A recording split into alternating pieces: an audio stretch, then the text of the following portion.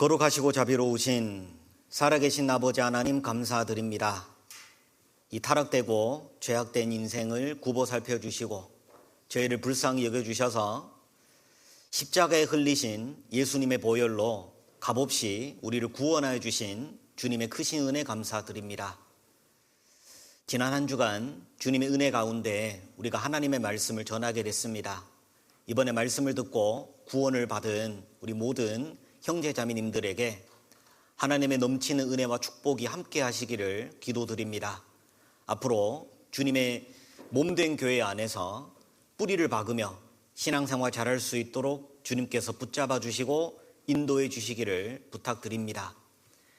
아직까지 구원의 확신이 없는 분들에게 오늘의 말씀을 통해서 구원의 확신을 가질 수 있도록 도와주시옵소서. 그리고 우리가 어떻게 주님 안에서 신앙생활을 해나가야 될지 말씀을 통해서 밝히 보여주시기를 기도드립니다.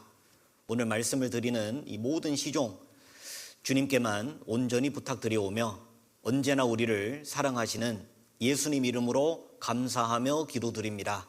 아멘. 우리 사도행전 11장 18절입니다.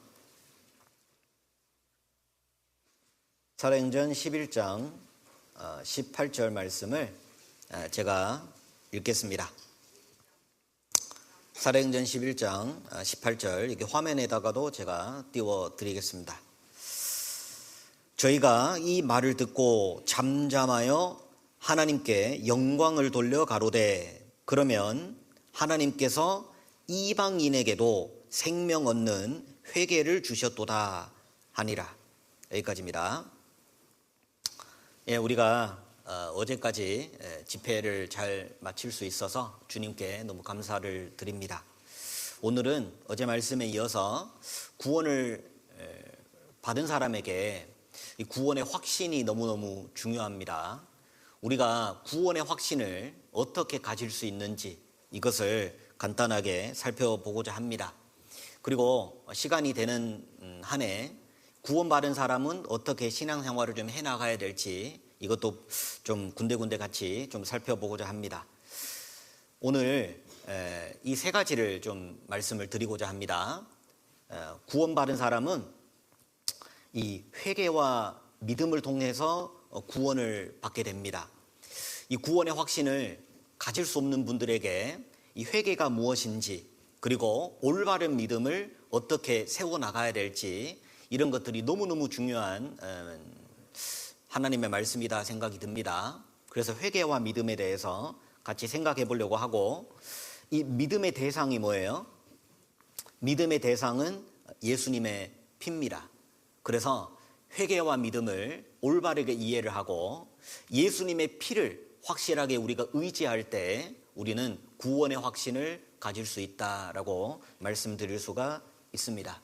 그래서 가장 먼저 이 회개가 뭔지 같이 생각을 좀 해보겠습니다. 여기 사도행전 11장 18절 말씀 방금 봤죠?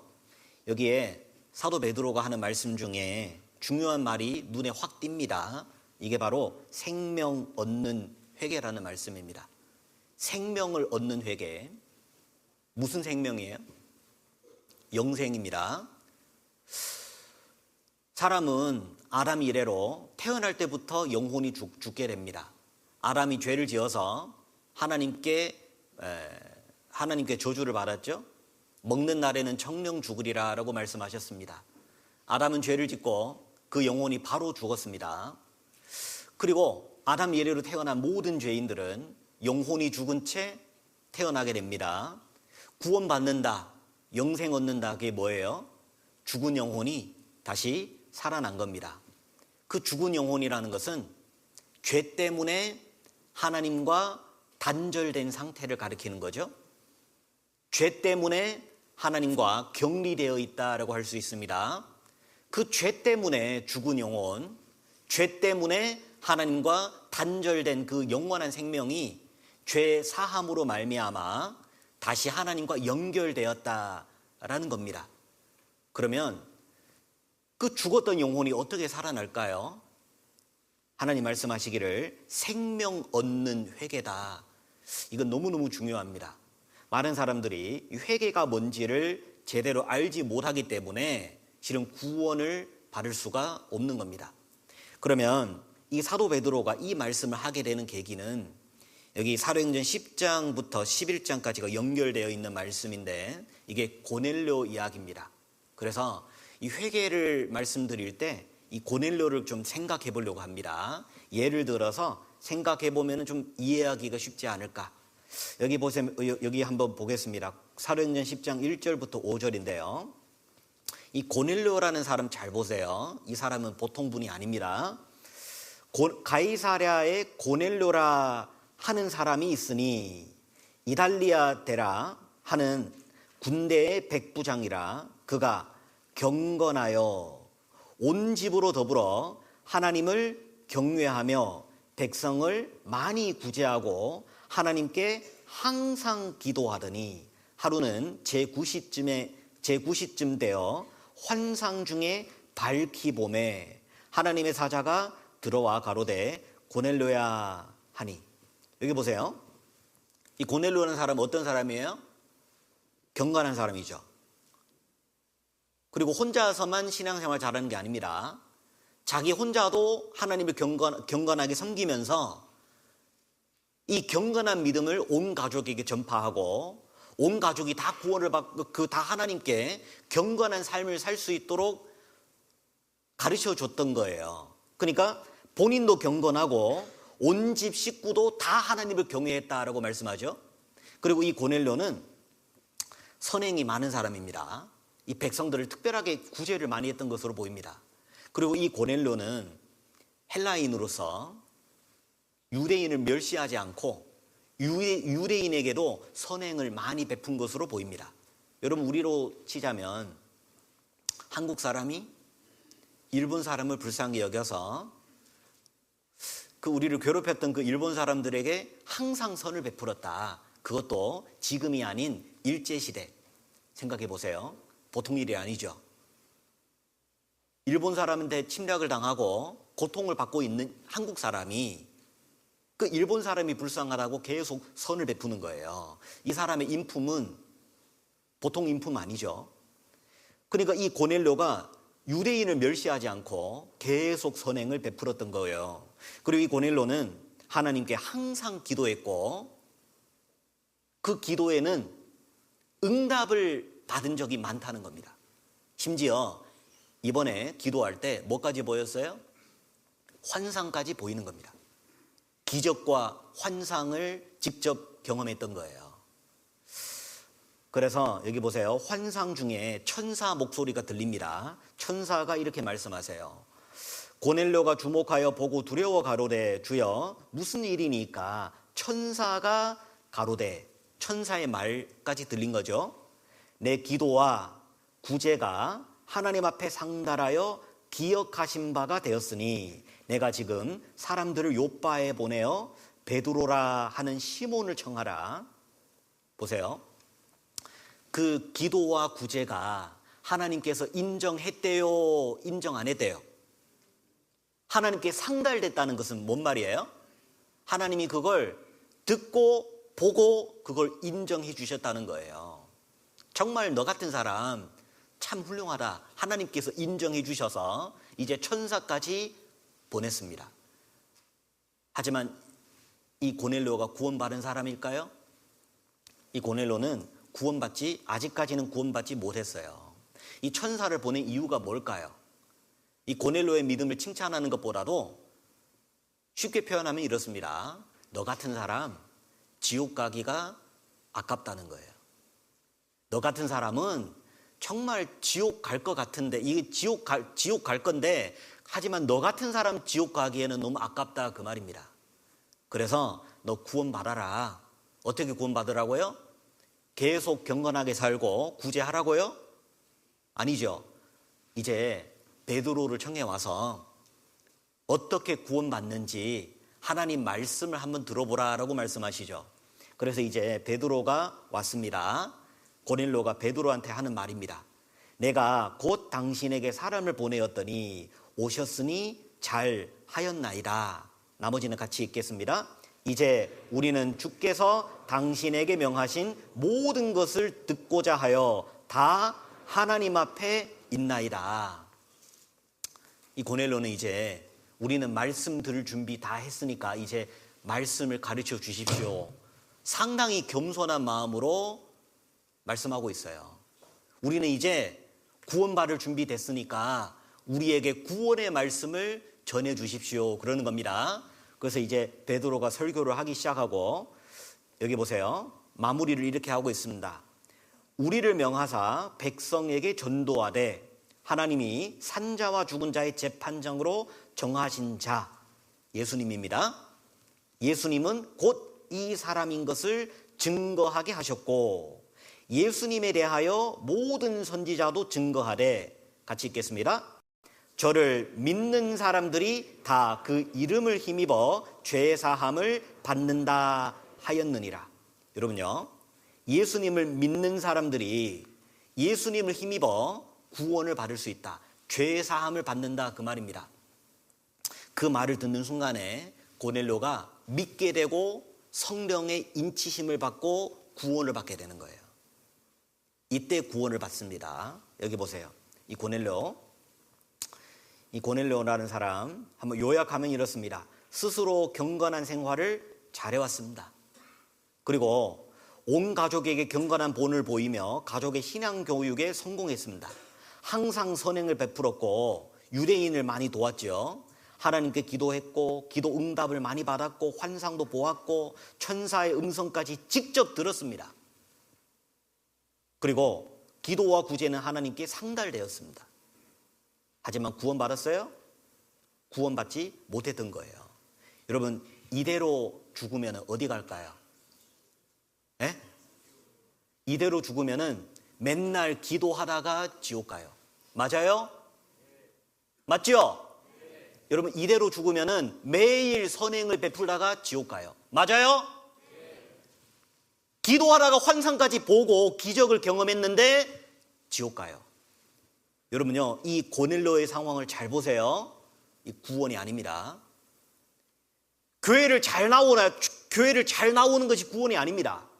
환상과 기적을 경험해도 그게 구원이 아닙니다. 기도의 응답을 받았다 해도 구원이 아닙니다.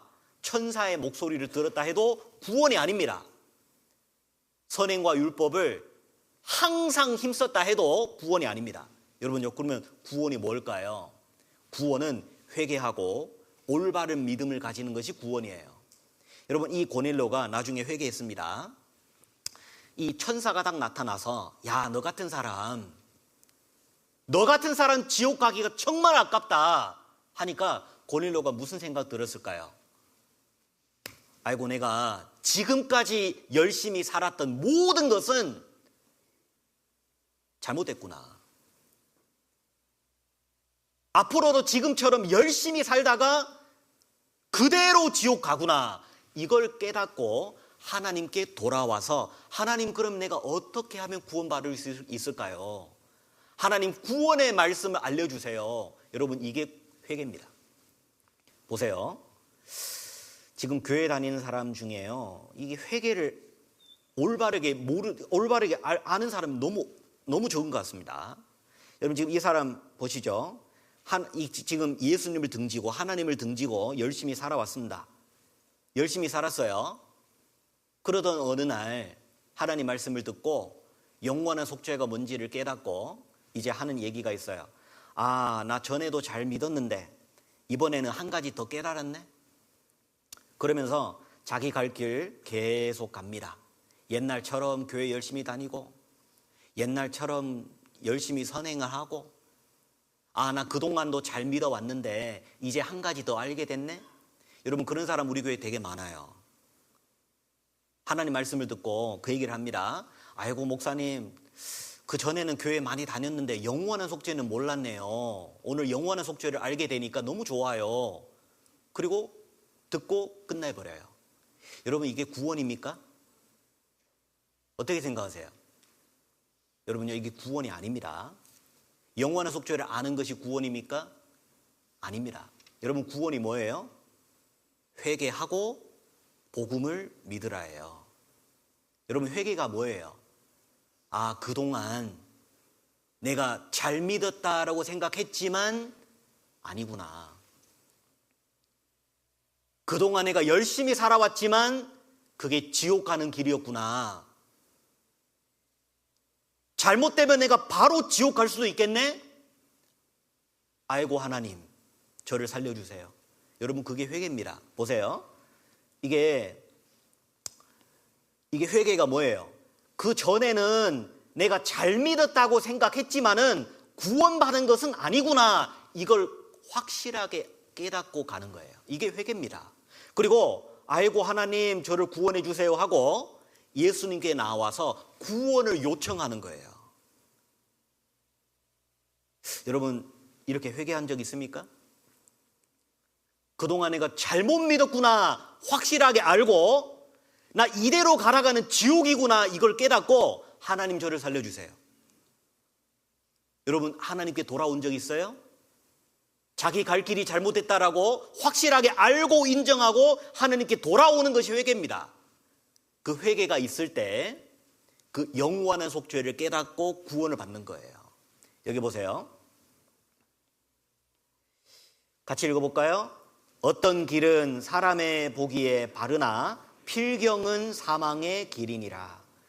열심히 달려가고 있었어요. 자기 방식대로, 자기 생각대로, my way, 내 생각대로, 내 방식대로 내가 생각하기에 옳은 길을 열심히 달려왔어요. 하지만 나중에 알고 보니 이게 무슨 길이에요? 사망의 길입니다. 나 교회 열심히 나갔는데요. 죄송합니다. 그게 사망의 길입니다. 그걸 깨닫고 하나님 이쪽 길이 아니구나. 그러면 어떻게 하면 천국 갈까? 하나님께 돌아오는 거예요. 여러분, 이게 이루어질 때 회개가 제대로 되는 겁니다. 그래야지 구원을 받습니다. 여러분, 우리 시대에 가장 무서운 게 이거예요. 이게 윌리엄 부스, 구세군 창시자인데요. 이 사람이 20세기의 기독교를 예언하면서 이런 얘기를 했습니다. 회개 없는 구원이 20세기 기독교 가장 큰 위험이 될 것이다. 예언을 하고 갔어요. 지옥이 없는 천국, 회개가 없는 구원. 여러분, 많은 사람들이요, 우리 교회 와가지고 말씀을 들으니까 싫어하는 사람은 없어요. 정확하게 성경대로 가르쳐 주니까요. 싫어하지는 않습니다. 좋은 말씀 잘 들었다 그래요. 그리고 영원한 속죄, 영원한 속죄도 알겠다 그래요. 그리고 그냥 가버려요. 그 전과 그 후는 아무 달라진 것이 없습니다. 왜 그럴까요? 제대로 회개하지 않았던 거예요. 여러분요, 이 회개에 대해서 또 한 예를 보면 이렇습니다. 이 예수님께서 십자가에 못 박히실 때 그 양쪽에 강도가 한 명씩 달렸죠. 그 두 강도 이야기입니다. 예수님 옆에 그 달린 행악자 중 하나는 비방하여 가로되 내가 그리스도가 아니냐 너와 우리를 구원하라 하되 하나는 그 사람을 꾸짖어 가로되 내가 동일한 정죄를 받고서도 하나님을 두려워 아니하느냐. 우리는 우리 행한 일에 상당한 보응을 받는 것이니 이에 당연하거니와 이 사람의 행한 것은 옳지 않은 것이 없느니라 하고. 여러분, 이 두 강도가 달렸어요. 십자가에 못 박힐 만큼 큰 죄를 지었던 거예요. 예수님은 죄가 없이 달렸지만은 이 두 사람은 악질 죄수입니다. 보통 죄인이 아닙니다. 십자가에 달릴 만큼 큰 죄를 지은 거예요. 하지만 그 중에 한 명이 죽기 직전에 회개하는 모습입니다. 뭐라고 그래요? 하나님, 아직까지도 하나님 두려워하지 않느냐. 이 사람은 잘못한 것이 하나도 없다. 그러면서 예수님께 그래요. 이렇게 말씀하시죠. 가로되 예수여 당신의 나라에 임하실 때에 나를 생각하소서. 이 말은 참 의미심장한 말입니다. 이 말은 기본적으로 이런 뜻이 담겨 있습니다. 예수님은 왕으로 다시 오실 것이다. 맞죠? 그러니까 당신의 나라잖아요. 예수님은 왕의 모습으로 다시 오실 것이다. 그리고 이 말씀 속에 뭐가 담겨 있죠? 예수님은 죽으실 거지만은 다시 부활하시고 승천하실 것이다. 이 짧은 말 속에 많은 내용이 포함이 되어 있는 겁니다. 이 강도는 예수님을 보고 확실하게 믿게 된 거예요. 왜 그랬을까 생각해 보니까 아마도 예수님께서 십자가에서 그 유명한 가상칠언을 말씀하셨죠. 가상칠언, 십자가에서 7마디를 하셨는데 그 강도가 가장 가까이서 예수님이 했던 그 말씀을 들었던 거예요. 가상칠언 중에 그 말씀 있잖아요. 아버지여 저들을 사하여 주옵소서. 저들이 무엇을 하고 있는지 알지 못하나이다. 그 말씀 있죠. 저들을 용서해 달라고 그 죄인들을 위해서 기도하는 그 모습을 그 강도가 가장 가까이서 봤습니다. 그 모습을 보는 동시에 이 사람은 정말 그 사람이 말하는 그대로 하나님 맞겠다. 아니 자기를 그렇게 죽이는 사람한테 그렇게 용서를 베푸는 것은 사람으로서 절대 할 수 없는 일이라. 아마 그걸 딱 보는 순간에 자기가 회개가 이루어지고 하나님 앞에 자기가 살아왔던 그 인생을 돌이켜 보게 되고 하나님 앞에 고개를 숙이게 되지 않았을까라는 생각입니다. 어찌됐건 예수님을 믿고 이제 예수님께서 그 강도에게 약속을 주십니다. 보세요. 예수께서 이르시되 내가 진실로 내게 이르노니 오늘 내가 나와 함께 낙원에 있으리라 하시니라. 오늘 내가 나와 함께. 여러분 보세요. 이 세상 모든 사람은 예수님 양옆에 강도로 우리가 요약이 될 수 있습니다. 이 강도 중에 하나는 회개를 했습니다. 예수님은 그 회개하는 강도에게 약속을 내리십니다. 오늘날 내가 나와 함께 낙원에 있으리라. 옆에 강도는요, 죽을 때까지 깨닫지 못했습니다. 도대체 무슨 얘기를 하노? 그러죠? 뭔 소리 좀 하고 있노? 그러죠? 여러분요, 모든 사람은 결국 예수님을 가운데 두고 천국 길과 지옥 길로 양쪽으로 나뉘게 됩니다. 예수님을 가운데 두고 천국 가는 사람, 지옥 가는 사람 확실하게 갈라집니다. 그러면 이 강도가 어떻게 해서 천국 가게 됐을까? 여기 보세요. 강도가 구원받는 방법은 간단해요. 이 사람은 교회 다닌 적 없죠? 그러죠? 이 사람은 헌금한 적 없습니다. 선행을 쌓을 기회도 없어요. 앞으로 열심히 살아서 천국 가는 것이 아니에요. 그리고 이 사람은 열심히 율법을 지키는 노력도 하지 않았어요. 얼마나 죄가 많았길래 십자가까지 올라갔습니까? 그리고 이 사람은 방언이나 기적을 경험한 일이 없습니다. 방언 터진 적도 없어요. 이 사람은 눈물을 흘리면서 간절히 기도하지도 않았어요. 근데 이 사람이 어떻게 천국 갔을까요? 간단합니다. 회개하고 복음을 믿는 것밖에 없는 거예요. 여러분, 이 강도는요, 회개를 하고 예수님을 믿는 그것만으로 구원을 받은 거예요. 가장 대표적인 사람이죠. 그리고 이 사람은 예수님께 직접 약속을 받았습니다. 지금 이 강도는 어디에 있을까요? 어디에 있을까요? 천국에 있습니다. 천국에 있습니다. 여러분, 우리들 중에 우리가 아무리 죄를 많이 지어도 이 강도만큼 하겠습니까? 우리의 죄가 아무리 많아봤자 강도만큼은 안 될 거예요. 어떤 분은 그렇게 이야기하더라고요. 천국 가서 그 강형제님 꼭 찾아가서 인사드리고 싶대요. 뭐 이름이 뭔지를 잘 모르니까 그냥 강형제라고 할게요. 그 강형제님이 찾아가서 아이고 형제님, 저는 형제님 때문에 구원의 확신을 갖게 됐다는 거예요. 형제님 같은 사람도 천국 갔으니까 나야 뭐 형제님한테 비하면 나는 죄인도 아니죠. 형제님 같은 사람도 천국 갔으니 나는 뭐 당연히 천국 가겠다라는 생각이 드니까 형제님 너무 고맙습니다 그러는 거예요. 강형제님한테 가서 꼭 인사드리고 싶은 사람 얼마나 많겠어요? 여러분, 우리는 죄가 아무리 많아봤자 강도만큼은 안 되잖아요. 이 강도 같은 사람도 하나님께 돌아오니까 용서를 받던가요? 하나님이 그냥 버려버리던가요? 용서를 받습니다. 회개하는 사람은 누구든지 예수님을 통해서 구원받을 수 있는 거예요. 하나님은 회개를 원하시는 겁니다. 회개와 믿음이에요. 이 강도는 죽기 직전에 회개했습니다.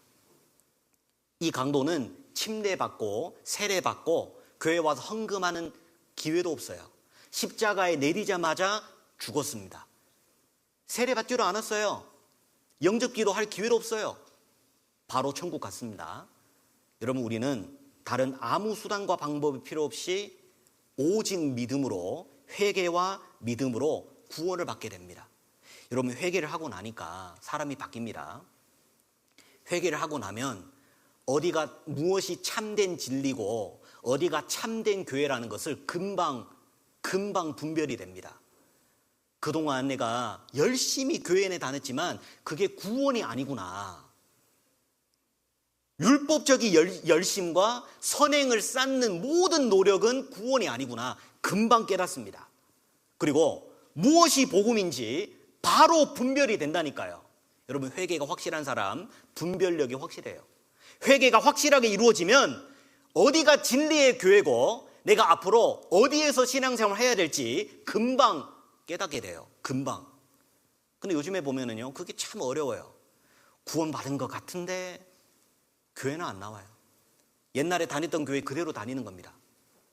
구원은 받은 것 같은데 간증 들어보면은 자기 옛날에도 아주 열심히 잘 살았어요. 잘 살다가 뭔가 한 가지를 더 보탠 거예요. 그동안에도 열심히 잘 살았는데 뭔가 한 가지 더 깨닫게 된 겁니다. 여러분, 그게 회개한 적 없는 사람이에요. 그것이 구원일까요? 참 구원으로 우리가 인정하기가 참 힘든 겁니다. 제대로 회개를 해야 구원도 올바르게 받을 수가 있습니다. 여러분, 성경에는 이 회개가 두 가지로 나와 있습니다. 보세요. 소위 이 죄인의 회개라고 할 수 있고, 그리고 의인의 회개라고 할 수 있습니다. 이 죄인의 회개는 뭐냐면 아까 말씀드린 그 생명 얻는 회개예요. 구원을 안 받았는데 이제 구원을 받게 되고 천국 가게 됐다, 그 말입니다. 그리고 이 의인의 회개는 뭐냐면 이미 구원 받았습니다. 이미 천국에 갈 수 있어요. 하지만 천국 갈 수 있지만도 신앙생활하는 가운데 우리가 죄를 아직도 지을 수 있습니다. 타락한 육신을 가지고 있고 죄악된 본성을 아직도 가지고 있는 거예요. 그래서 어떻게 하면 죄를 이기면서 어떻게 하면 좀 더 거룩하게 살 수 있을까? 의인의 삶 속에 죄가 있을 때, 구원받은 이후에 죄가 있을 때 그 삶 속에서 생활의 변화를 위한 회개가 또 있습니다. 이것을 또 자백이라고 할 수 있어요. 자백. 구원받았는데 구원받은 이후에도 이 죄가 있는데 이걸 어떻게 할까?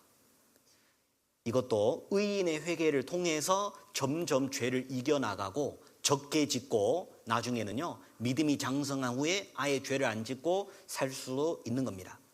그래서 이 원어 성경에 보면 이 죄인의 회개와 의인의 회개 혹은 자백은 원어적으로 달라요.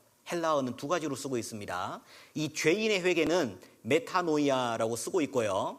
이것은 모든 죄인. 그리고 평생 몇 번이에요? 회개는 평생 딱 한 번밖에 안 하는 거예요. 일생에 딱 한 번밖에 필요 없고, 이 메타노이아, 이 죄인의 회개는 운명을 바꾸어서 이제 지옥에서 벗어나서 천국으로 가는 사람이 된다, 그 말입니다. 이건 운명을 바꾸는 회개예요. 신분을 바꾸는 회개예요. 죄인에서 하나님의 아들로 거듭나게 하는 거예요. 이게 메타노이아고요. 이 의인의 회개, 이 자백이라는 게 뭐냐면 호몰로게오. 이 호몰로게오는 매일매일 반복적으로 항상 하는 거예요. 이것은 구원받은 성도에게만 해당이 되고, 구원받은 삶 가운데 영원한 속죄를 받았습니다.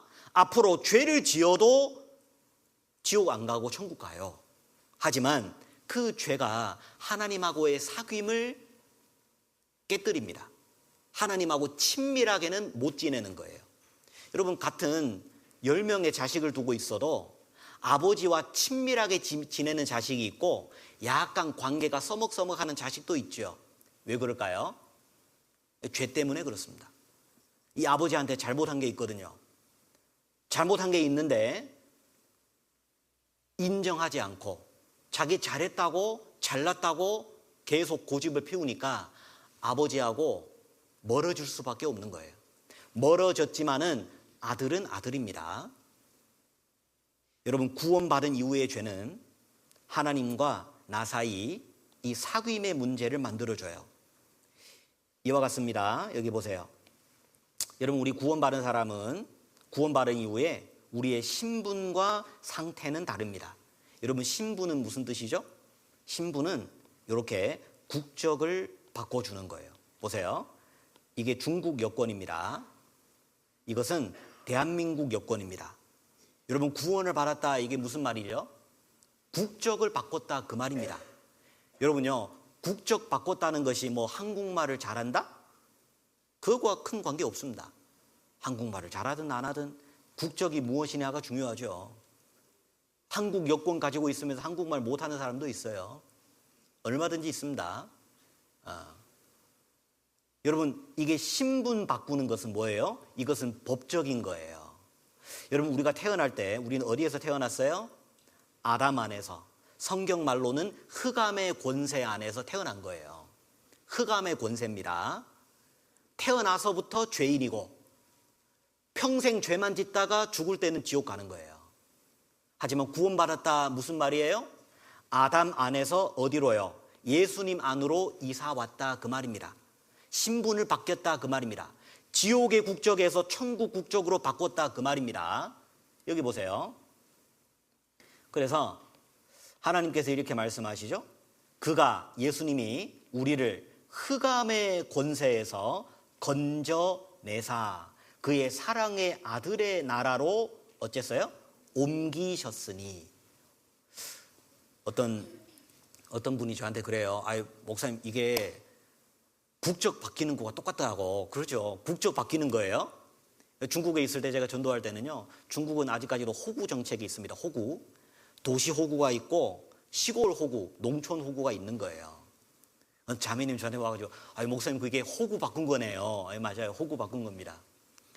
원래는 시골 출신인데 호구를 바꾸니까 도시 출신으로 바뀐 거예요.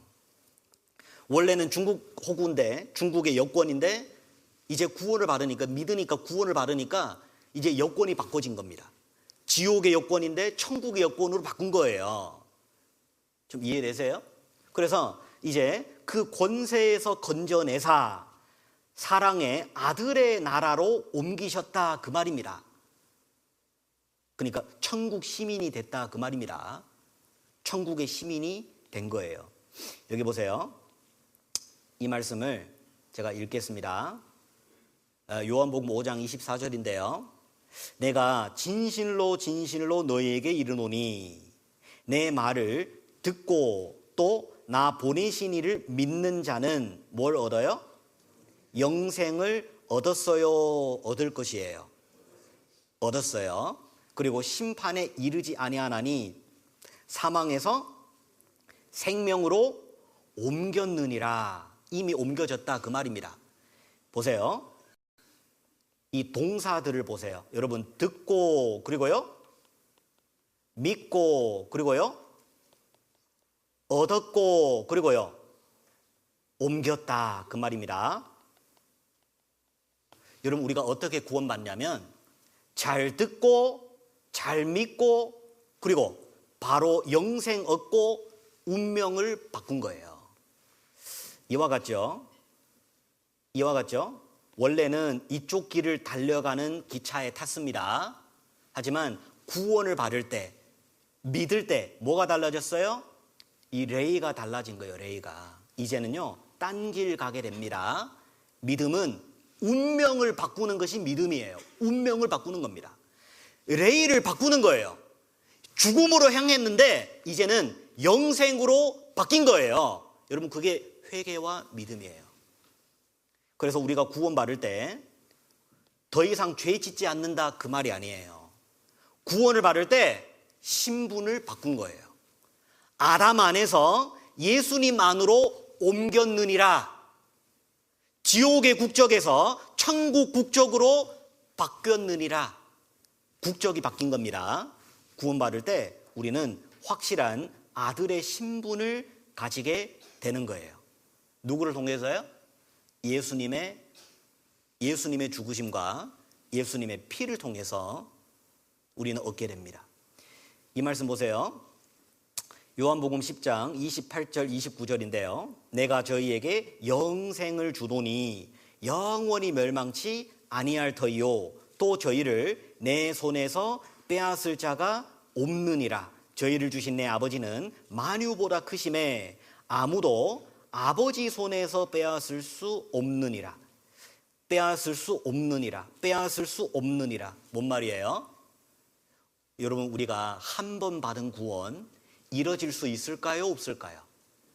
내가 잘못함으로 이뤄질 수 있다? 없다? 절대 안 이뤄진다 그 말입니다. 이게 영원한 안전을 보장해 주시는 거예요. 그래서 이제 구원받은 사람은 이제 보세요.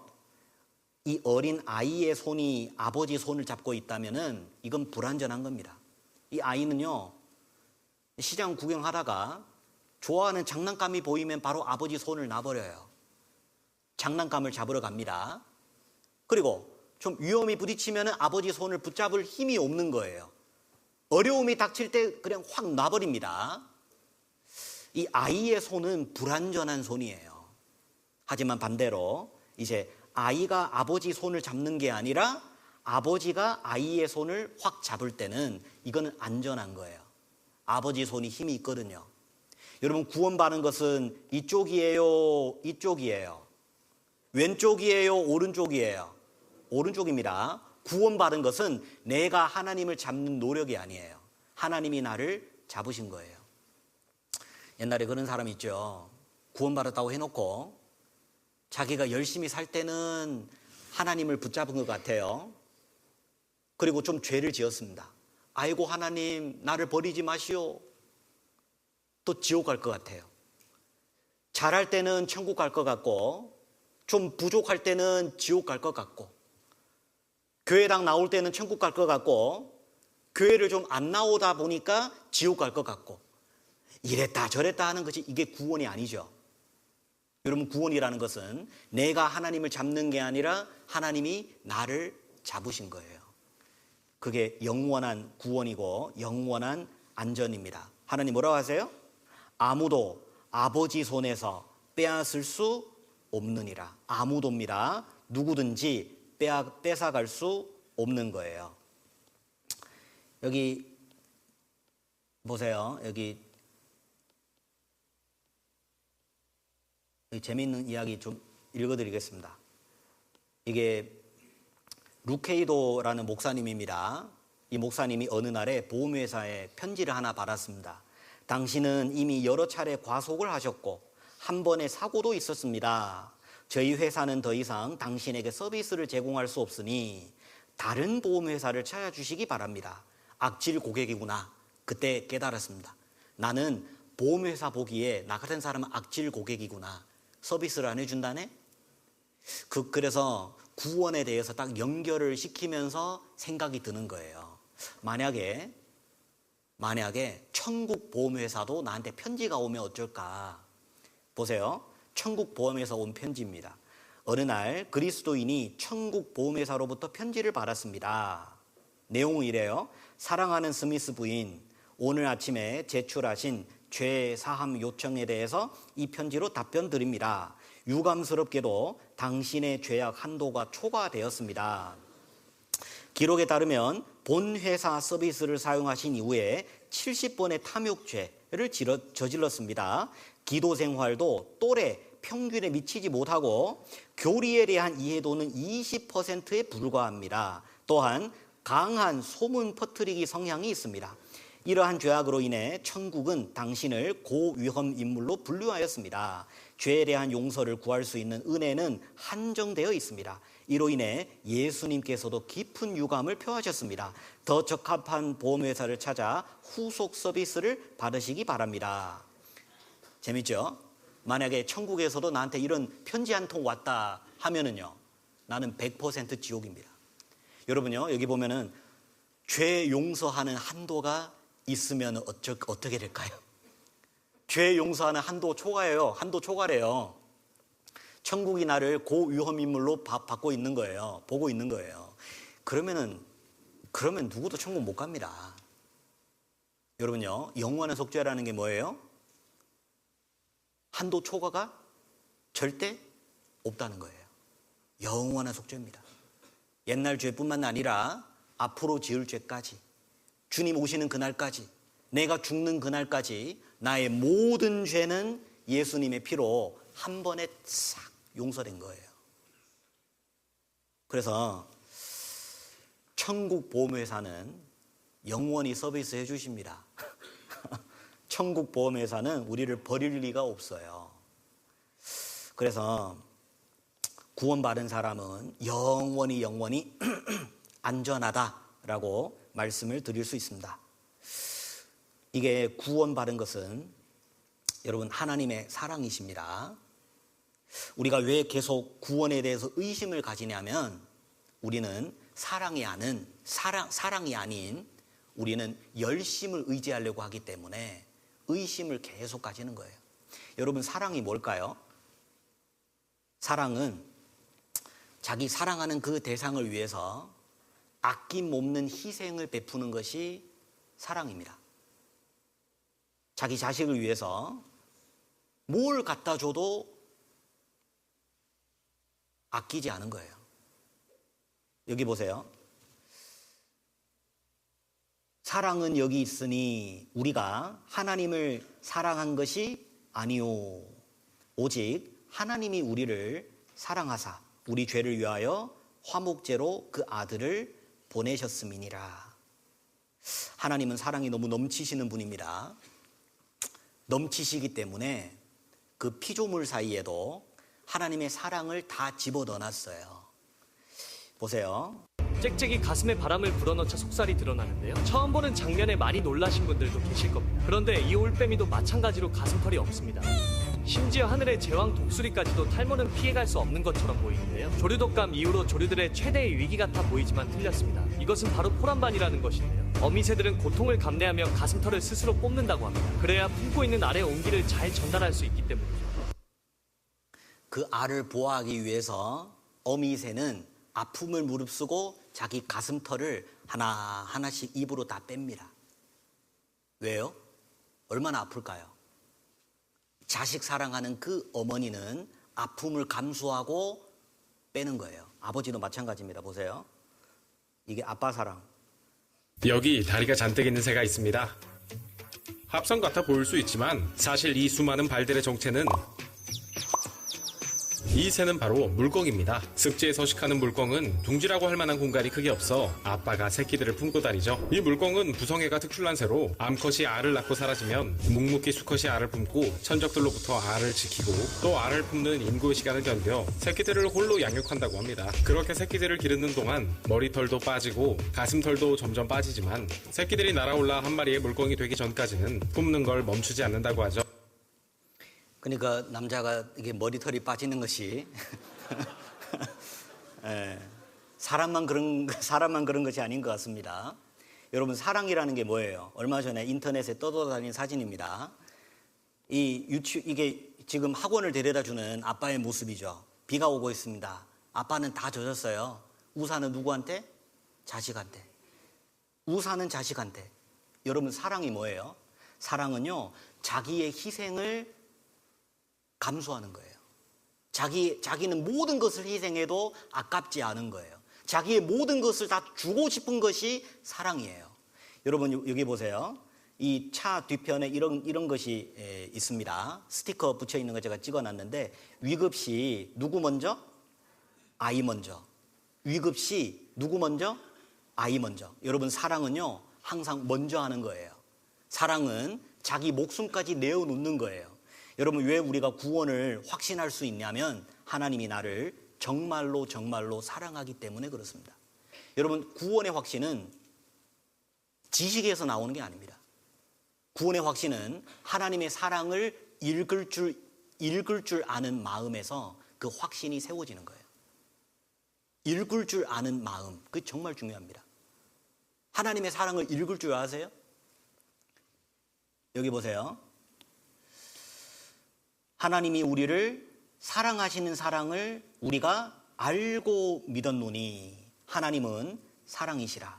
사랑 안에 거하는 자는 하나님 안에 거하고 하나님도 그 안에 거하시느니라. 하나님의 사랑을 알고 믿을 때 그게 확신이 딱 서는 거예요. 사랑을 깨닫게 되면 구원이 왜 이렇게 쉬운지를 알게 돼요. 여러분, 저도 구원 받을 때요, 한 1년 반 정도 저는 구원에 확신이 없었어요. 왜 그런지 아세요? 제가 봤을 때 저 같은 사람은 형편없는 사람이요. 정말 형편이 없습니다. 그 학교 다니니까요, 서울에서 학교를 좀 다녔는데 너무너무 훌륭한 선배님들이 너무너무 많은 거예요. 근데 저 사람은 교회를 안 다니네? 저 사람은 예수를 안 믿네? 와, 근데 저렇게 훌륭한 사람 예수를 안 믿는다고 하나님이 지옥 보낸다고? 나 같은 형편없는 사람도 천국 가는데 내가 뭐라고? 나 같은 사람은 뭐 천국 가고 저 훌륭한 사람을 지옥 보낸다고? 하나님이 좀 너무하신 거 아닌가? 구원이 그렇게 쉬운 얘기인가? 저한테는 그게 너무너무 어려웠어요. 그렇게 훌륭한 사람 어떻게 지옥 보내냐고. 나 같은 사람 그냥 예수 믿는 것 뿐인데 그것으로 내가 천국 간다고요? 그게 너무 이해가 안 됐어요. 구원이 그렇게 쉽다고요?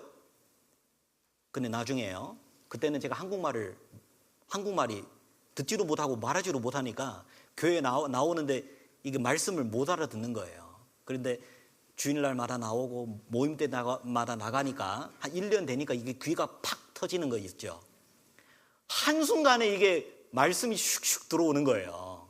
그 말씀을 들으면서 아하, 이거구나. 하나님이 나를 그렇게 사랑하시니까, 하나님이 사랑하시니까 나를 구원하신 것이고, 그 사랑이 확실하시니까, 그 사랑이 너무너무 크니까, 그 사랑 때문에 그 아들까지 주셨기 때문에 나는 구원받은 거구나. 그때 구원이 왜 공짜인지를 제가 알게 된 거예요. 왜 공짜? 이게 사랑을 깨닫게 되면 공짜의 맛을 사랑하게 됩니다. 보세요. 이 로마서 3장에 이런 말씀이 있죠. 그리스도 예수 안에 있는 구속으로 말미암아 하나님의 은혜로 값 없이입니다. 의롭다 하심을 얻은 자 되었느니라. 값 없이예요. 여러분요, 이 아이들처럼 생각하면 꼭 이런 죄를 짓습니다. 아이들은 이래요. 이게 뭐냐면 이 어린 아이가 엄마한테 용돈 기한서를 제출했어요. 결제를 부탁하는데 엄마, 아빠 사인까지 다 받아냈어요. 저는 일주일에 1,000원을 받는데 용돈이 부족하다고 생각합니다. 왜냐하면 사고 싶은 것들도 많은데 아이스크림 하나에 500원. 일주일에 1,000원이라면 일주일에 아이스크림 3번도 못 먹으니까요. 아래와 같이 허락해 주시면 감사하겠습니다. 빨래 개기 100원, 거실 치우기 100원, 내 방 청소하기 100원, 마트에서 선물 가져오기 심부름 할 때는 100원. 이 아이가 참 착한 아이인 것 같아요. 100원밖에 안 달라니까. 얼마나 착해요? 저 같으면 10,000원도 부족할 건데. 정말 착한 아이죠. 이것도 100원, 저것도 100원, 나란히 나름대로 이게 리스트를 작성한 겁니다. 여러분, 아이는 이렇습니다. 아이는 뭐예요? 은혜를 모르고 사랑을 몰라요. 여러분, 우리가 점점 하는 가운데 어머니 사랑을 조금씩 더 많이 알게 되죠. 그래도 실은 부족합니다. 언젠가 시집 가고 장가 가죠? 자기가 아이를 낳고 키웁니다. 그럴 때 조금씩 더 깊이 이해하기 시작해요. 우리 어머니가 나를 키울 때 이랬구나. 어머니가 나를 정말 아끼고 사랑했구나. 점점 이해가 되듯이, 여러분, 우리가 하나님 사랑을 이해할 때 어린 아이의 마음을 버리세요. 부모님의 입장에서 하나님을 한번 생각해 보세요. 여러분, 이런 겁니다. 이 엄마가 그 아이의 용돈 제안서를 받고 이렇게 답장을 쓴 거예요. 해산의 수고로 너를 낳은 것이 공짜. 아플 때 주야로 돌보는 거 공짜. 눈물로 키웠던 거 공짜. 화날 때 참아주는 거 공짜. 똥오줌 닦아주는 거 공짜. 학교 가는데 픽업해 주는 거 공짜. 과외시켜준 거 공짜. 공짜 다 공짜예요. 여러분, 왜 공짜일까요? 왜 이렇게 쉬워요? 사랑 때문에 그러잖아요. 여러분, 사랑은요, 뭐든지 다 주고도 더 주고 싶은 것이 사랑입니다. 여러분, 왜 우리는 공짜로 천국 가요? 왜 나 같은 사람, 형편없는 사람, 예수만 믿었는데 천국 가고, 저 훌륭한 사람, 예수 안 믿는 것 뿐인데 지옥 갈까요? 하나님의 사랑을 알고 믿는 것이 가장 큰 차이를 두고 있는 겁니다. 여러분, 구원은 하나님의 사랑을 딱 깨닫는 순간에 너무너무 쉬운 거예요. 그렇지, 하나님이 나를 그렇게 사랑하는데 자기 독생자까지 주셨는데 어떻게 나를 지옥 보내겠어요? 내가 좀 죄를 지었다고 지옥 보내겠어요? 결코 그럴 일이 없습니다. 하나님의 사랑을 깨닫고 나면 그 구원이 너무너무 확실하고 너무너무 쉬운 거예요. 이와 같죠? 이 어린아이 보세요. 막 죽을 상하고 있어요. 근데 실제로는요, 별게 아닙니다. 한번 서봐요. 얼마나 쉬워요. 모를 때는 이렇게 죽을 상을 하지만은 깨닫고 나니까요. 깨닫고 나니 구원만큼 쉬운 게 없어요. 깨닫고 나면 구원만큼 쉬운 것이 없는 거예요. 하나님이 나를 이렇게 사랑하구나. 자기 아들을 죽이기까지 나를 사랑하구나. 그 사랑 때문에 우리는 의심할 필요 없는 겁니다. 십자가를 보세요. 자기 아들을 죽일 만큼 나를 사랑하십니다. 그래서 이렇게 찬양도 부릅니다. 예수로 저는 찬양 잘 못 부르니까 같이 한번 1절만 같이 한번 부르겠습니다. 예수로 나의 구주 삼고 성령과 피로써 거듭나니 이 세상에서 내 영혼이 하늘의 영광 누리도다. 예수로 나의 구주 삼고 성령과 피로 거듭나니. 내가 잘한 것이 없습니다. 뭐 잘난 것이 있겠습니까? 정말 저 자신을 보면 형편없습니다. 하지만 하나님이 나를 사랑하시고 성령과 피로 나를 구원하셨어요. 나는 그것만 의지하고 그 하나님의 사랑이 확실하기 때문에 나는 영원히 이뤄질 수가 없어요. 나는 지금 하나님 손에 있고 한 번 받은 구원은 영원히 이뤄질 수 없는 겁니다. 근데 문제가 있네. 근데 사람들이 물어봐요. 그러면 당신네들 교회는 그래서 이단이다. 아니, 그 앞으로 죄를 아무리 지어도 천국 간다고? 그럼 앞으로 마음대로 죄를 지어도 되겠네? 여러분, 꼭 그렇게 이야기하는 사람이 있습니다. 그건 정말 하나님의 사랑이 뭔지를 몰라서 그렇게 이야기하는 거예요.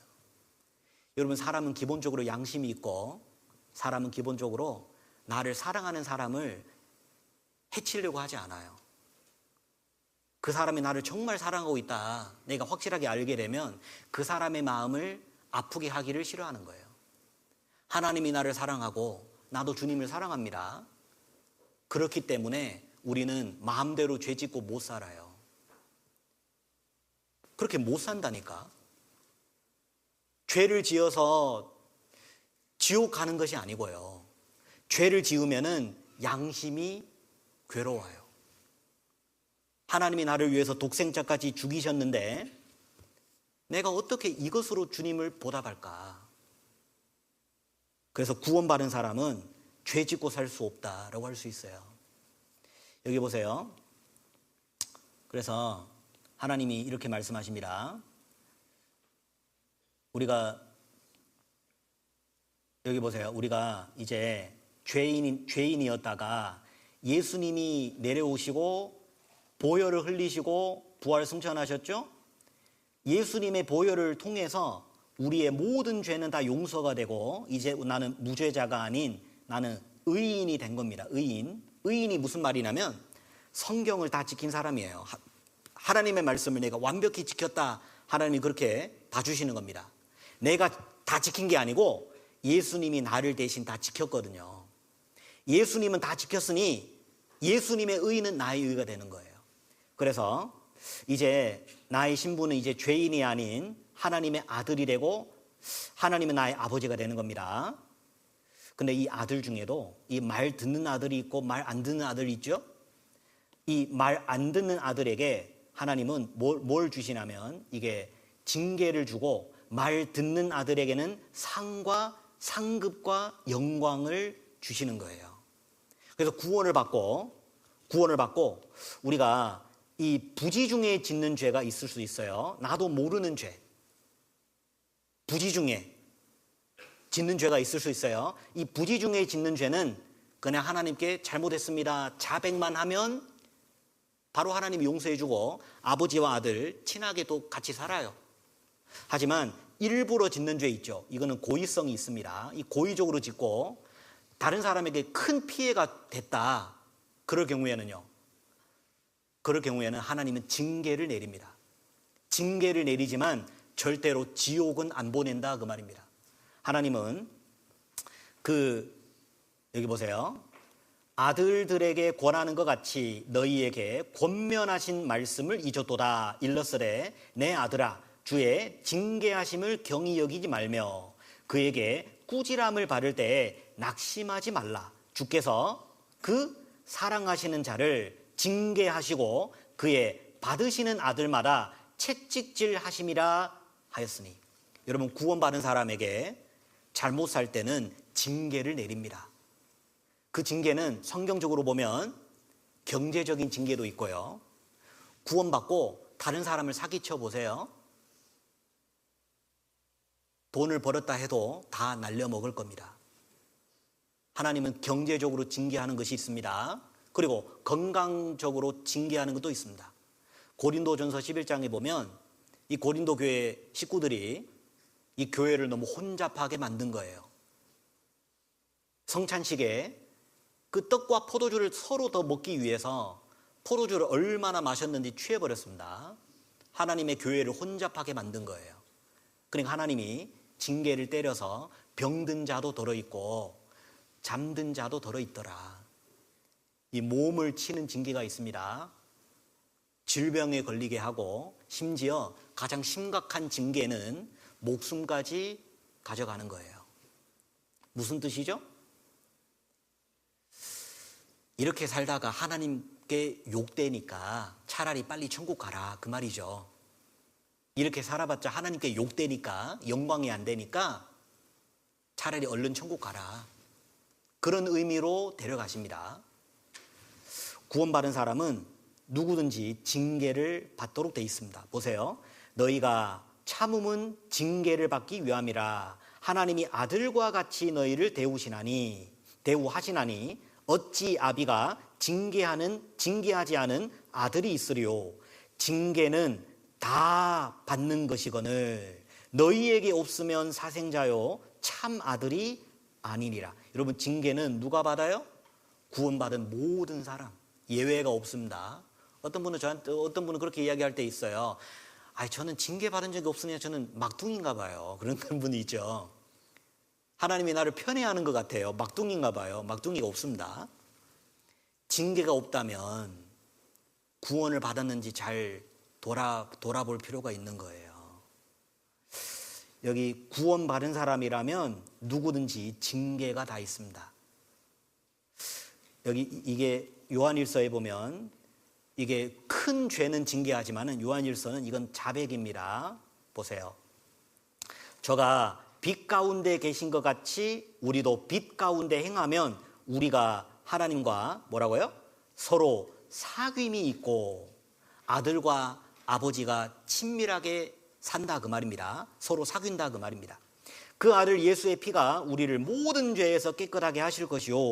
만일 우리가 죄 없다 하면 스스로 속이고 또 진리가 우리 속에 있지 아니할 것이요. 만일 우리가 우리 죄를 자백하면 저는 미쁘시고 의로우사 우리 죄를 사하시며 모든 불의에서 우리를 깨끗게 하실 것이요. 여러분, 이 자백은 평생 몇 번 하는 겁니까? 많이 하고 매일매일 반복해서 해야 되는 거예요. 구원을 받고도 죄를 지을 수 있기 때문에 구원받은 사람은 그 죄 때문에 하나님께 회개하고 자백하라라고 말씀하세요. 이 고린도 종합교리 6권에 보면 이런 말이 있습니다. 이 부분을 좀 확대를 한 겁니다. 이미 의롭다 함을 얻은 성도, 구원받은 사람이죠. 반복적으로 회개하는 것은 하나님의 심판의 형벌을 받지 않기 위해서입니까? 그러니까 이미 구원 받아놓고 구원은 받았는데 왜 날마다 회개하냐? 지옥 갈까봐 두려워서 그러냐? 아니다 그 말입니다. 그렇지 않습니다. 왜냐하면 이미 그리스도를 믿음으로 의롭게 된 성도들은 그 믿는 순간부터 구원을 받아 죄의 형벌로부터 면제되었기 때문입니다. 하나님께서 성도들을 의롭게 하신다는 것은 과거 죄에서 해방시켜 주신 것만을 의미하는 것이 아니라 현재나 미래의 모든 죄까지 이미 해결해 주신 것입니다. 따라서 이미 구원받은 성도에게 있어서 죄의 회개는 죄에 대한 하나님의 형벌과는 아무런 상관이 없습니다. 그러면 왜 반복적으로 회개해야 하는가? 하나님과 화평한 관계를 누리기 위해서입니다. 그러니까 아버지와 아들 사이 화목하게 잘 살자 그 말입니다. 아무리 아들이라 해도 고집 피운 아들은 싫어요. 분명히 잘못했는데 잘못했다고 인정 안 해요. 고집 피운 아들은 아버지의 화를 또 초래하게 되죠. 회초리를 들게 됩니다. 여러분, 구원받은 사람은 구원받은 이후에 죄를 지을 때 얼른 회개하고 자백하고 그러면 징계도 덜 받습니다.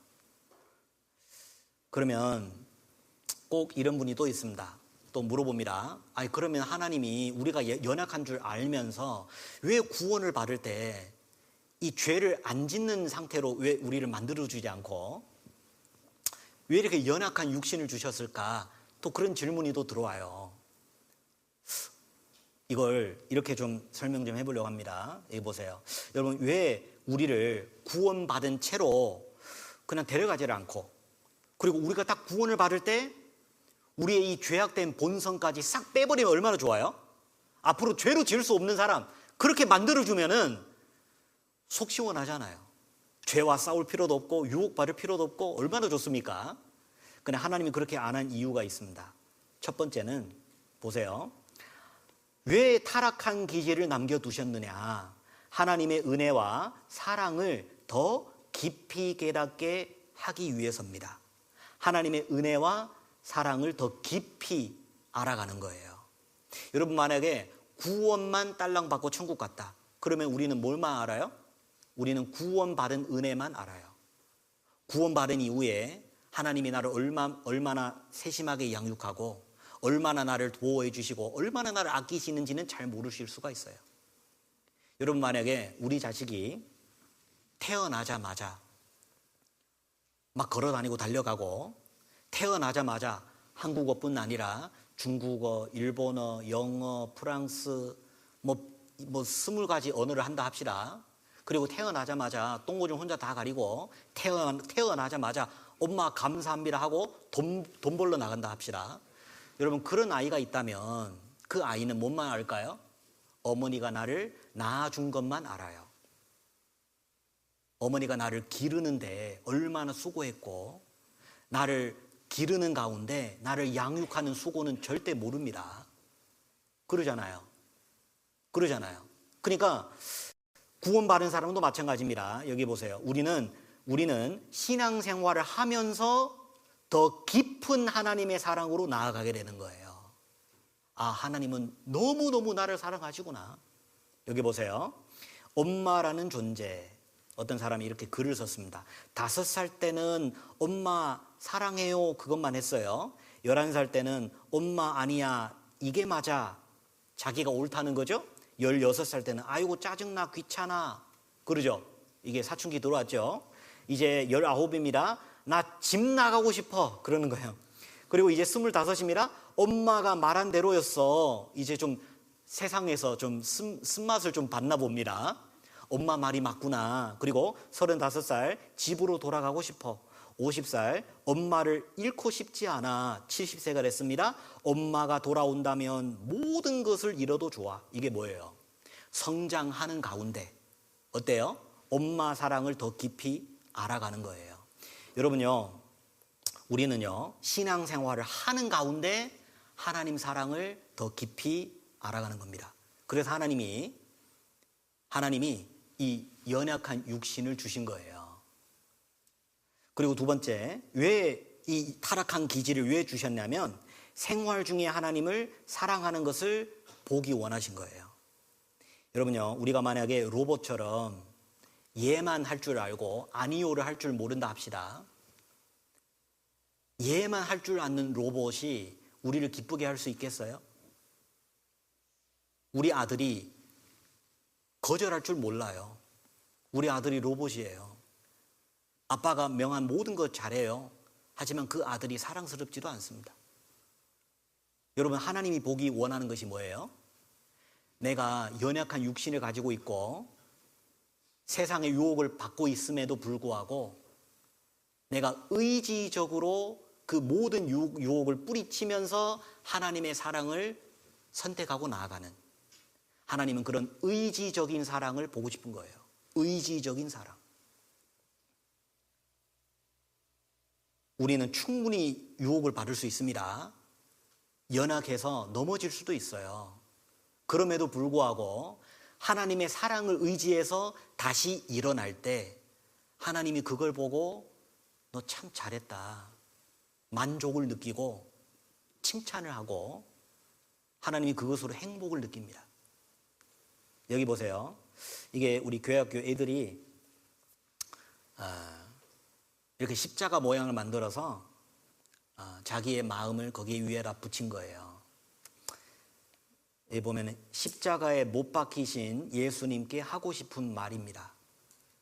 한 말이에요. 교회학교 애들입니다. 예수님 정말 죄송합니다.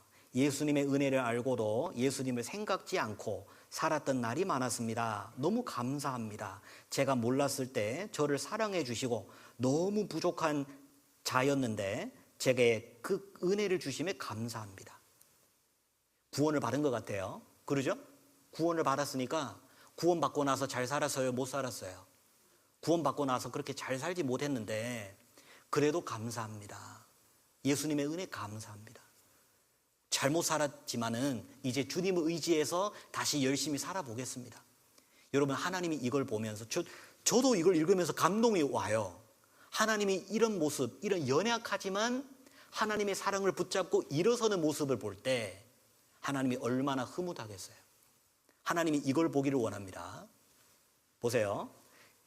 나를 위해 나를 사랑하셔서 그 모든 고통을 참아주신 주님 감사합니다. 그리고 사랑합니다. 다시 만날 때 이 모든 말을 전하고 싶습니다. 다시 한번 사랑합니다. 여러분요, 하나님이 무슨 사랑을 원한다고요? 로봇 같은 사랑이 아니고 의지적인 사랑을 원하는 거예요. 의지적인 사랑. 이 세상에서 유혹을 받고 육신이 연약하고 넘어질 때도 있어요. 그럼에도 불구하고 하나님이 나를 사랑하기 때문에 그 사랑을 붙잡고 다시 일어서는 것을 하나님이 그걸 보기 원하시는 거예요. 그러니까 지금 우리에게 타락한 육신을 그대로 남겨두셨다라고 할 수 있습니다. 그리고 마지막으로 여러분요, 우리는 구원뿐 아니라 하나님은 뭘 주신다고요? 영원한 영광을 주고 싶어 하셔요. 우리가 타락한 육신을 점점 이겨나가는 그 삶 속에 우리는 영원한 상급과 영광을 쌓게 되는 겁니다. 여기 보세요. 그러므로 내가 택하신 자를 위하여 모든 것을 참음은 저희로도 그리스도 예수 안에 있는 구원을 뭐와 함께? 영원한 영광과 함께 얻게 하려 함이로다. 구원을 뭐와 함께? 구원을 영원한 영광과 함께해요. 구원만 받고 가라 아닙니다. 영원한 영광까지 같이 받고 천국 가기를 원하시는 거예요. 그게 하나님 마음입니다. 그래서 우리가 하나님께서 우리에게 이 타락한 육신을 남겨주신 겁니다. 그러면 여러분, 우리가 신앙생활을 한다. 신앙생활이 뭐냐? 간단합니다. 지금 내 마음에, 우리 마음에 이 두 가지가, 이 몸속에 두 가지가 동시에 있어요. 이 쥐와 같이 땅의 속성을 가진 타락한 육신이 있고요. 구멍만 있으면 그냥 들어가려고 그러잖아요. 그리고 하늘의 속성을 가진 새와 같은 성령님이 우리 안에 들어와 계세요. 이 몸속에 이 두 가지를 같이 가지고 있습니다. 땅의 속성을 가진 동시에 하늘의 속성도 같이 가지고 있어요. 그리고 이 둘이 어때요? 내 몸속에 서로 싸우게 되는 겁니다. 하나님은 이렇게 말씀하시죠. 내가 이르노니 너희는 성령을 쫓아 행하라. 그리하면 육체의 욕심을 이루지 아니하리라. 안 이룬다. 이 말씀 잘 알아들으셔야 됩니다. 여러분, 육체의 욕심이 없어지리라 그렇게 말하면 얼마나 좋겠어요? 근데 없어진 것이 아닙니다. 그냥 그것을 절제하고 컨트롤하는 삶이에요. 그 육신은 절제하고 우리가 잘 다스려야 될 존재입니다. 없어지지는 않습니다. 여러분, 길거리를 걸어가다가 갑자기 금덩어리가 떨어졌네요. 죽고 싶어요? 그냥 아무 느낌 없이 지나가요? 예? 솔직히 말해보세요. 금덩어리 봤어요. 가지고 가고 싶어요? 그냥 지나가요? 당연히 갖고 가고 싶죠. 우리 마음에 그런 욕심이 아직도 있다는 거예요. 우리는 금을 보고도 아무 느낌이 없다, 그게 아니에요. 이성을 보고 아무 음욕이 안 올라온다, 그게 아니에요. 근데 그것을 잘 다스리고 절제하는 필요가 있다, 그 말입니다. 그걸 다스리는 존재가 우리가 되는 거예요. 그래서 육체의 욕심을 이루지 아니하리라라고 말씀하세요. 어쩔 때? 성령을 쫓아 행할 때. 보세요. 육체의 소욕은 성령을 거스리고 성령의 소욕은 육체를 거스리나니 이 둘이 서로 대적함으로 너희의 원하는 것을 하지 못하게 하려 함이니라. 성령과 육신, 내 마음에 동시에 있습니다. 구원 받을 때 믿음으로 성령님이 들어오세요. 여기 한번 성경을 한번 읽겠습니다. 우리 에베소서 1장 한번 찾아서 읽겠습니다. 에베소서 1장 13절입니다. 1장 13절 제가 읽겠습니다.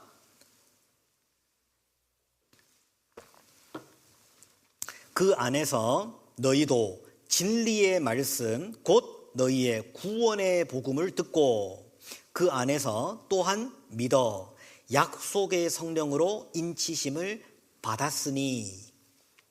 약속의 성령이 언제 들어오세요? 여기 동사 세 가지를 연결해서 제가 읽겠습니다. 구원의 복음을 듣고 또한 믿어 약속의 성령으로 인치심을 받았으니. 듣고 믿고 받은 거예요. 성령을 받는 것은 뭐 기적과 이적을 경험한 게 아닙니다. 방언이 터지는 것도 아니에요. 나중에 좀 자세히 공부해 보시면 알 수 있습니다. 성령은 언제 들어오시냐면 듣고 믿을 때, 하나님의 은혜를 깨닫고 회개하고 복음을 믿을 때 성령의 인치심을 받아요. 그리고 내 안에 들어오신 성령님은 영원히 나갈 일이 없는 거예요. 여기 보세요. 내가 아버지께 구하겠으니 그가 또 다른 보혜사입니다. 예수님도 보혜사고 다른 보혜사는 성령님입니다. 다른 보혜사를 너희에게 주사 영원토록 너희와 함께 있게 하시리니 저는 진리의 영이라 세상은 능히 저를 받지 못하나니 이는 저를 보지도 못하고 알지도 못함이라. 그러나 너희는 저를 아나니 저는 성령님은 너희와 함께 거하시며 어디에 계세요? 너희 속에 계시겠습니다. 성령님은 영원히 우리와 함께 계시고 우리 속에 계시는 거예요. 그러니까 성령과 육신이 이제 서로 싸우는 겁니다. 이렇게 싸우는데 누가 이길까요? 쥐와 새가 싸우는데 누가 이길까요? 간단합니다. 여러분, 누구를 먹이면 누가 이겨요? 이 새가 커졌습니다. 이제 독수리가 됐어요. 그러면은요, 이 쥐는 꼼짝 못 하겠죠. 독수리가 원하는 쪽으로 가지 않겠어요? 근데 조심하세요. 이 쥐는, 이 육체의 소욕은 영원히 사라지지 않는 거예요. 그냥 작은 것, 그냥 작아지게 느낀 것 뿐이지 사라지지는 않습니다. 구원받고 육체의 그 욕심은 항상 있는 겁니다. 그래서 구원받은 사람은 이렇게 이 성령과 육신은 서로 이렇게 갑자기 이게 뭐죠? 하여튼 이게 밧줄을 당기고 있는 겁니다. 긴장 상태. 구원받은 사람은 항상 긴장한 전쟁터에 서 있다라고 생각하시면 돼요. 그러면 이 전쟁이 신앙생활인데 이걸 어떻게 이길까? 이기는 방법도 간단해요. 하나님 말씀하십니다. 어떻게 그걸 이기냐? 성령을 따라 행하라고 말씀하십니다. 성령을 따라 행하는 것이 뭘까요? 성령 따라 행하는 것은 하나님 말씀, 여기 보세요. 우리가 이렇게 신앙생활의 4대 요소라고 표현을 하는데 말씀과 교제와 기도와 전도입니다. 이 자동차가 바퀴가 4개죠. 이 바퀴 4개가 정상적으로 작동할 때 신앙생활을 잘하는 것처럼 그 자동차가 안전하게 달리는 것처럼 신앙생활도 성령님을 먹이는 것은 이 4가지로 먹습니다. 4가지 반찬을 드십니다. 이 4가지가 가장 첫 번째가 뭐냐면 하나님의 말씀이에요. 이 구원받은 사람은 이렇게 신생아처럼 이제 태어나게 됩니다. 태어난 후에 뭐가 필요하냐면 바로 이렇게 젖을 먹어야죠. 이렇게 잘 먹는 애가 건강하죠. 일단 무조건 잘 먹어야 건강합니다. 보세요. 갓난 아이들 같이 순전하고 신령한 젖을 사모하라. 이로 말미암아 너희로 구원에 이르도록 자라게 하려 함이라. 여러분, 구원에 이르도록, 이것은 영혼 구원이 아니고 구원받은 이후에 이거는 생활 구원, 신앙의 성장을 가리키는 겁니다. 성장해야죠. 구원을 받았으면 점점 자라야죠. 자라기 위해서 이게 순전하고 신령한 젖이 필요합니다. 여러분, 엄마의 젖은 초유라고 하죠. 이 초유는 너무너무 효과가 좋아요. 일반 분유보다 훨씬 좋습니다. 이 하늘 아래 모유보다 더 좋은 것이 없다라고 하는데, 간 태어난 아이에는 아이를 바이러스, 세균, 질병 보호해주는 면역 성분이 그 안에 풍성하게 있다는 거예요. 그리고 성장 발육에 필요하는 각종 영양이 듬뿍 들어 있습니다. 출산 후 24시간 이내에 나오는 초유에는 일반 모유보다 면역성이 몇 배예요? 10배 이상입니다. 그러니까 초유를 꼭 먹여야 되는 거예요. 하나님의 말씀은 뭐와 같아요? 초유와 같은 거예요. 바이러스, 세균 다 면역을 해줍니다. 여러분, 성경 말씀을 계속 듣잖아요. 죄 지을 생각이 안 나요. 어떤 분은 저한테 그래요. 아이고, 내가 아직 술, 담배 안 끊었는데 교회 나가도 돼요? 여러분, 이거는 마치 뭐와 같냐면, 아유, 내가 몸이 너무 더러운데 목욕탕 가도 되겠어요? 그와 똑같은 거예요. 여러분, 몸이 더러우니까 목욕탕 가는 거예요. 왜 이렇게 반응이 없으세요? 여러분은 집에서 씻고 목욕탕 가나 봐요? 여러분, 목욕탕은 더러우니까 가는 곳인 것처럼 아직 내가 죄가 아직 끊고 살아야 되는데 그게 아직 안 되니까 교회당을 자주 나오시고 말씀을 자주 들으셔야 돼요. 말씀을 듣다 보면 죄 지을 생각 안 든다니까요. 술 잊어버린다니까요. 하나님의 말씀을 듣다 보면 담배가 잊어버려요. 담배를 잊어버려요. 하나님 말씀은 강한 힘을 가지고 있는 겁니다. 이 면역을 올려주고 유혹에 빠지지 않도록 우리를 보호해주고 지켜주시는 거예요. 그리고 빨리빨리 성장할 수 있도록 도와주시는 것이 하나님의 말씀이에요. 그 말씀을 잘 빨아먹을 때 우리가 빨리빨리 성장이 되죠. 이 제비들 보세요. 여러분, 엄마 제비는 누구한테 밥을 가장 많이 줄까요? 입을 크게 여는 제비. 그러죠? 뒤에서 아무 관심도 없고 나는 뭐 먹어도 되고 안 먹어도 되고 그런 제비는 많이 못 먹습니다. 하나님은 입을 크게 열 때 좋아하셔요. 보세요. 오직 우리 주 곧 구주 예수 그리스도의 은혜와 저를 아는 지식에서 자라가라. 여러분, 우리는 자라야 됩니다. 어디에서 자라야 돼요? 은혜와 지식에서. 이것은 다 말씀을 통해서 배우는 겁니다. 말씀 생활 꼬박꼬박 잘해 주시기를 부탁드립니다. 하나님은 이렇게 말씀하세요. 예수께서 대답하여 가라사대 기록되었으되 사람이 뭐라고요? 떡으로만 살 것이 아니요 하나님의 입으로 나오는 모든 말씀으로 살 것이라 하였느니라 하시니. 보세요. 이 말씀 잘 읽어야 되니까요. 잘 읽어야 된다니까. 이게 사람이 떡으로 살 것이 아니다 그렇게 말하면 큰일 납니다. 사람이 떡으로만 살 것이 아닙니다.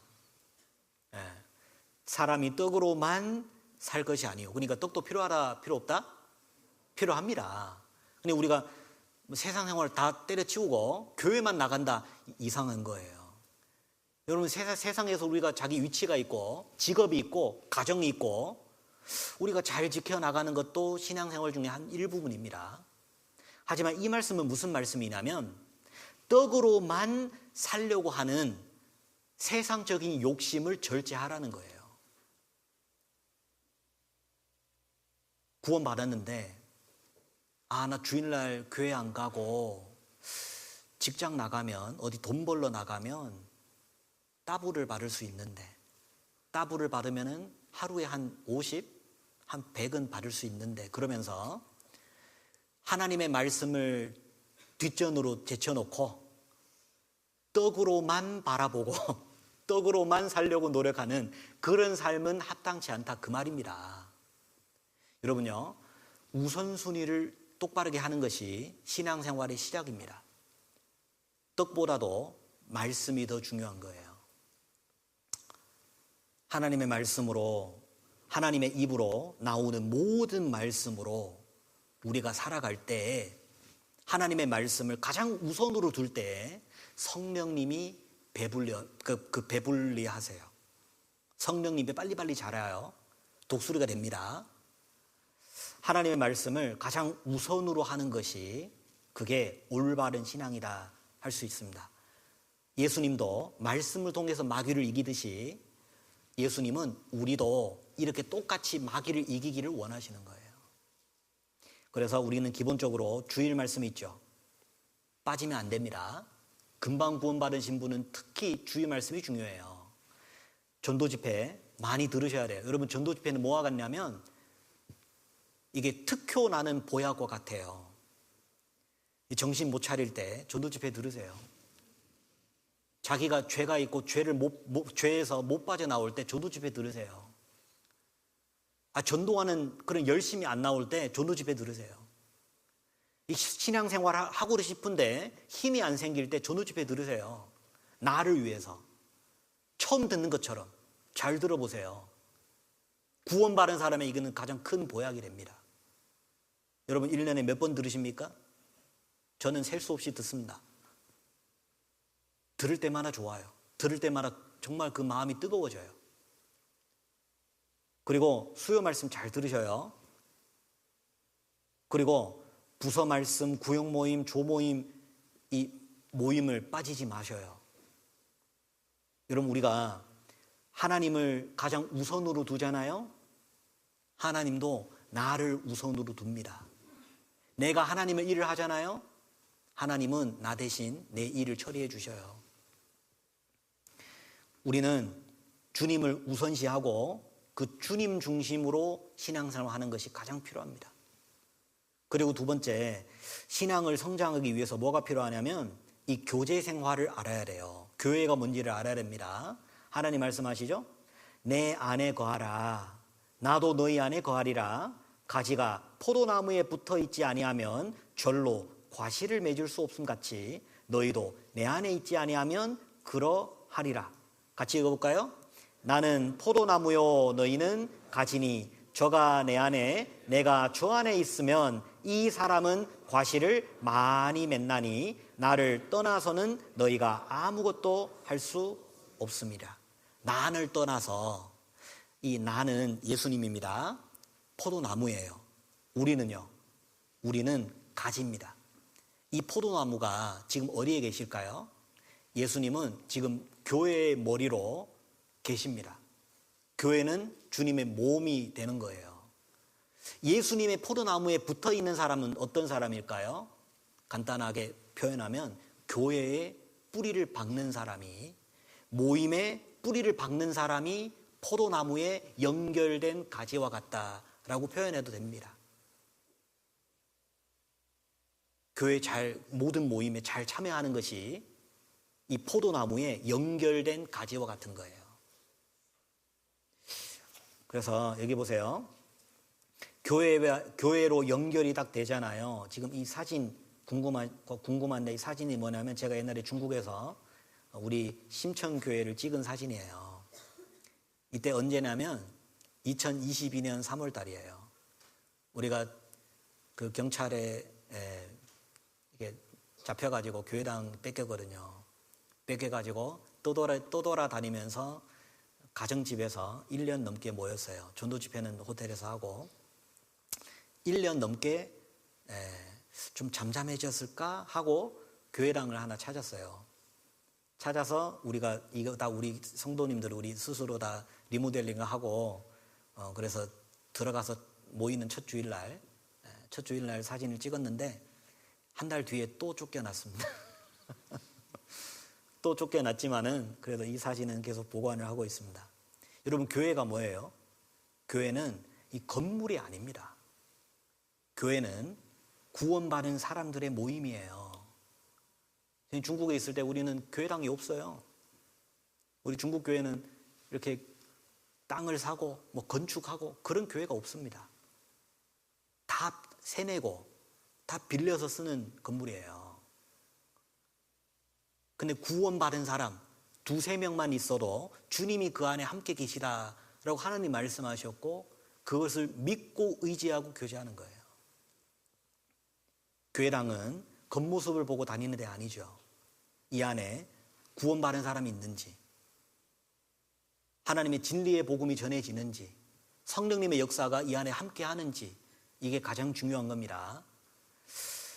그래서 여기 안에 거하라라고 말씀하죠. 뿌리를 내리고 안심하게 교제하라 그 말입니다.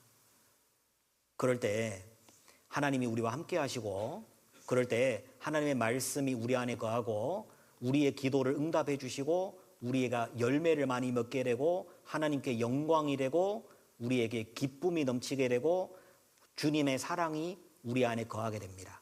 우리가 서로 사랑하게 되는 거예요. 신앙생활은 이렇게 하는 것이 아닙니다. 이 사람이 얼마나 힘들어 보입니까? 노를 저어서 바다를 건널라니 얼마나 위험하겠습니까? 신앙생활은 이렇게 하는 거예요. 돛대를 높이 달아서 돛을 달아서요. 바람의 힘으로 항해를 하는 거예요. 이 바람은 성령의 바람입니다. 이 바람은 교회 안에 불어요. 우리가 할 수 있는 것은 교회 안에 뿌리를 내리면서 하나님의 말씀에 붙잡히고 이 교회 안에서 성령님이 공급하시는 대로 살면 되는 거예요. 우리의 열심으로 사는 것이 아닙니다. 그리고 이 기도라는 것은 이렇습니다. 기도, 우리가 말씀이 지금 거의 시간이 다 돼서 이것만 좀 보여드리고 여기 보세요.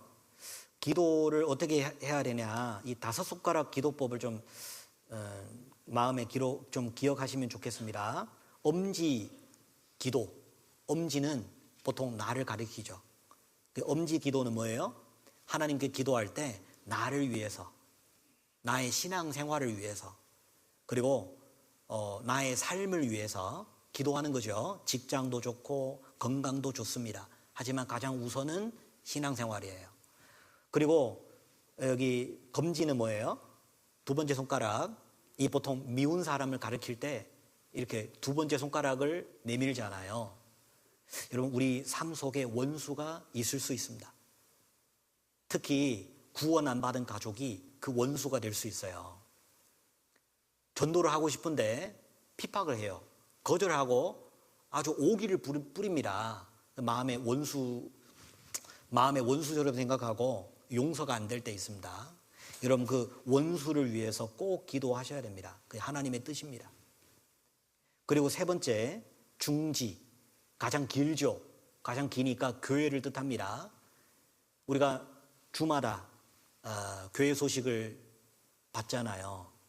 교회가 뭐가 바쁜지, 최근에 무슨 행사가 있는지 성도의 근황을 보면서 기도하는 것이 필요합니다. 특히 교회를 이끌어 주시는 전도인들을 위해서 기도하셔야 돼요. 그리고 약지, 가족을 위한 기도입니다. 이게 중지에 딱 붙어 있잖아요.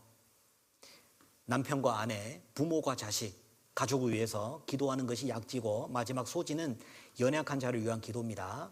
특히 금방 구원받은 식구들, 금방 구원받은 사람들 신앙생활 잘할 수 있도록 기도하는 거죠. 그리고 손바닥 중앙, 수심, 이게 손바닥 중앙은 뭐예요? 먼저 그의 나라와 그의 의를 생각하고 하나님의 뜻대로 기도하자. 그리고 기도를 마무리 지을 때 예수님의 이름으로 우리가 기도하는 겁니다. 이 마치 뭐와 같냐면 은행 수표에다가 도장 찍는 것과 같은 거예요. 도장 안 지키면은 수표는 헛것입니다. 우리는 내 힘으로 기도할 수 있는 자격이 있는 게 아니에요. 예수님의 피를 의지하기 때문에 예수님 덕분에 기도하는 거예요. 그래서 예수님 이름으로 기도합니다. 도장을 딱 찍고 기도하는 거죠. 우리가 교제하고 말씀 듣고 기도하는 모든 것은 복음을 전하기 위함입니다. 구원받은 사람은 이렇게 복음을 전하면서 사는 거예요. 보세요. 지혜 있는 자는 궁창의 빛과 같이 빛날 것이요, 많은 사람을 옳은 대로 돌아오게 하는 자는 별과 같이 영원토록 비치리라. 별과 같이. 아까 보여드렸습니다. 이 십자가 모양 보이시죠? 아까 보여드렸는데 얼마 후에 가보니까 옆에 나무 하나 달렸더라고요. 나무에 또 가보니까 이렇게 기도 부탁이 많이 써져 있습니다. 고3인데도 사랑합니다. 고3 전도 집회예요. 진아가 대학도 합격하고 고3 집회도 일주일에 다 참석하기를 기도 부탁해요. 여러분, 학생들도 이렇게 기도 부탁을 하나하나씩 써가지고 나무에 매달려서 지나갈 때마다 보고 지나갈 때마다 기도하는 거예요. 여러분, 구원받은 사람의 확실한 증거가 뭘까요? 구원 안 받은 사람이 부러운 대상이 아니고 정말 불쌍한 거예요. 아직 주변에 구원받지 못한 사람이 있다면 그 영혼을 위해서 기도하시기를 바랍니다. 그리고 다음에 집회가 있을 때 꼭 전도하시기를 바라겠습니다. 그래서 우리가 구원받은 사람은 이렇게 말씀, 교제, 기도와 전도를 통해서 성령을 먹이면서 육신을 제어하는 삶으로 우리가 점점 신앙이 성장해 나간다라고 말씀을 드렸습니다. 오늘은 여기까지 말씀드리고 마치겠습니다. 수고 많았습니다. 같이 기도하겠습니다. 하나님 아버지, 감사드립니다. 값없이 우리를 구원해 주신 것도 감사하고, 또 구원받은 이후에 이 성도의 거룩한 무리 가운데 우리를 두시고 양육하여 주시고 하나님의 말씀으로 항상 우리를 이끌어 나가시니 더욱 감사드립니다. 주님 오시는 그날까지 우리 모두가 하나님의 교회 안에 뿌리를 박으며 신앙생활 잘할 수 있도록 도와주시옵소서. 주님 오시는 그날에 칭찬과 영광을 받을 수 있기를 간절히 바라고 원합니다. 모든 것을 우리 주님께 영광 돌려오며 언제나 우리를 사랑하시는 예수님 이름으로 기도드립니다. 아멘.